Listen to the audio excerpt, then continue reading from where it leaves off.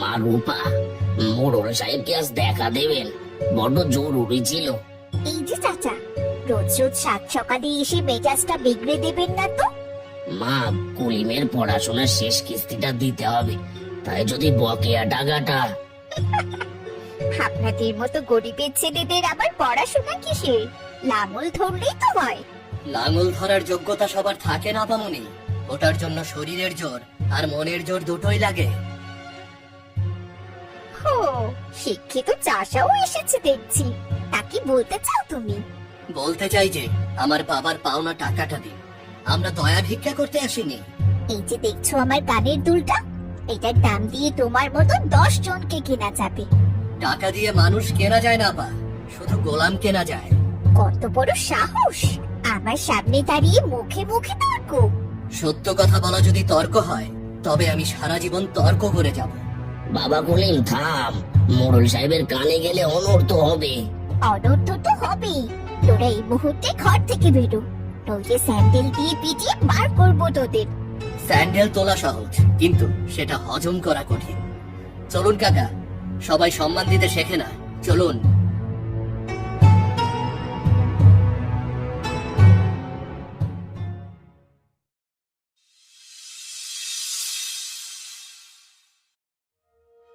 আরে ধর, এই গাড়িটা নষ্ট হওয়ার আর সময় পেল না।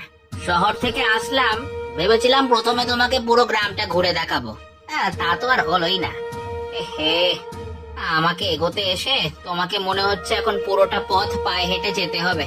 চিন্তা করবেন না মোর্শেদ ভাই, গাড়ি ঠিক হলে তখন না হয় ঘুরবো। তাছাড়া এই পুরো গ্রামই তো আমার বাবার। আমরা পায়ে হেঁটে গেলেও কেউ কোনো কথা বলবে না, শুধু একজনকে নিয়ে একটু ভয়। বলো কি, সে আবার কে?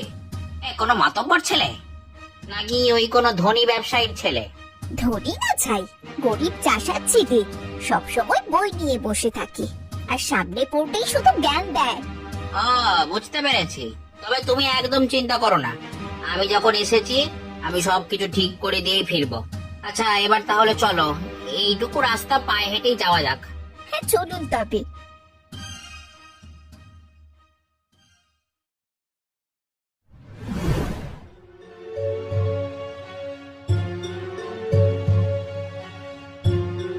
মোর্শেদ ভাই, ওই তো ওই ছেলেটা যার কথা আমি আপনাকে বলেছিলাম। এবার বুঝতে পেরেছি, ওই সব সময় বই নিয়ে থাকে বলে না নিজেকে একেবারে বিজ্ঞ জ্ঞানী ভাবে। দাঁড়াও, ওকে এখনই মজা দেখাচ্ছি। এসো এসো, আমার সাথে এসো।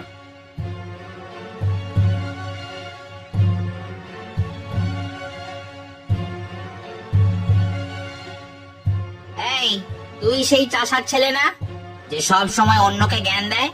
হ্যাঁ মোর্শেদ ভাই, ওর মাথায় নাকি খুব বুদ্ধি, সব সময় বই নিয়ে জ্ঞান চর্চা করে। জ্ঞানের চর্চা না করলে মানুষ আর পশুর মধ্যে কোনো তফাৎ থাকে না। অবশ্য আপনি এগুলো বুঝতে পারবেন না। দেখি তো কি বই। ওরে বাবা, বিশ্ব ইতিহাস! তা এগুলো পড়ে কি করবি? বলি, ওই চাষবাসই তো তোদের শেষ ভরসা, হ্যাঁ? বইটা ফেরত দিন সাহেব, ওটা আপনাদের জন্য নয়। মোর্শেদ ভাই, বইটা পুকুরে ফেলে দাও তো, দেখি ওর জ্ঞানের দূর কদ্দূর।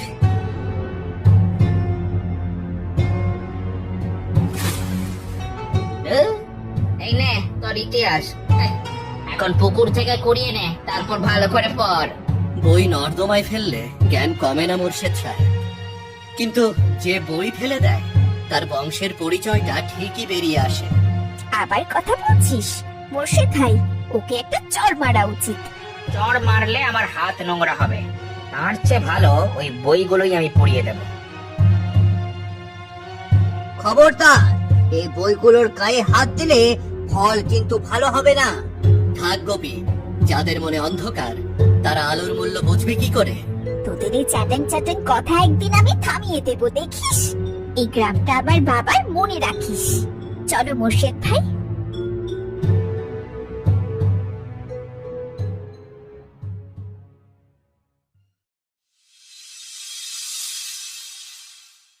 নিয়ে যান, নিয়ে যান, নিয়ে যান, লাল শাক নিয়ে যান, লাল শাক নিয়ে যান, একদম টাটকা টাটকা। আমার নিজের ক্ষেতের টাটকা শাক নিয়ে যান সবাই। ওমা, মোড়ল বাড়ির ড্রয়িং রুমে বসে যে লেকচার দিচ্ছিল সে এখন লাল শাক বিক্রি করছে। রূপা, আরে এগুলো সবজি না ঘাস? হ্যাঁ একদম ঠিকই আছে, একেবারে গরু ছাগলের খাবার যোগ্য। এই শাকসবজি খেয়েই আপনারা বেঁচে আছেন মোর্শেদ সাহেব। টাকা তো আর পেটে যায় না। তা কেজি কত রে গরিব? 1 টাকা কেজি দিবি? এর চেয়ে বেশি তো এগুলোর দাম নেই। মেহনতের দাম আপনাদের মতো বিলাসীরা বুঝবেন না। আপনারা না কিনলে চলে যান।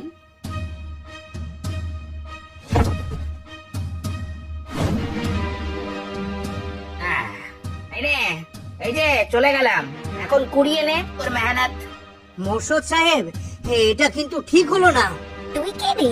ও চালা, তোকেও কি সবজির সাথে নর্দমায় পাঠাবো? আজ যে অহংকারে আমার আহার মাটিতে মিশিয়ে দিলেন, একদিন আপনাদের সেই অহংকার মাটিতে মিশে যাবে। এই ফকিরের অভিশাপে আমাদের কিচ্ছু হবে না। রূপা চলো। দেখ কোটি, তোর এই সবজি কুড়োনোর দৃশ্যটা আমার খুব ভালো লাগছে। এটাই তোর আসল জায়গা। সময় বড় বলবান রূপা আপা। আজ হাসছেন, কাল যে কাঁদবেন না তার কোনো গ্যারান্টি নেই। আবার কান্নার দিন দেখার জন্য তোকে 7 জন্ম অপেক্ষা করতে হবে। চলো মোর্শেদ ভাই।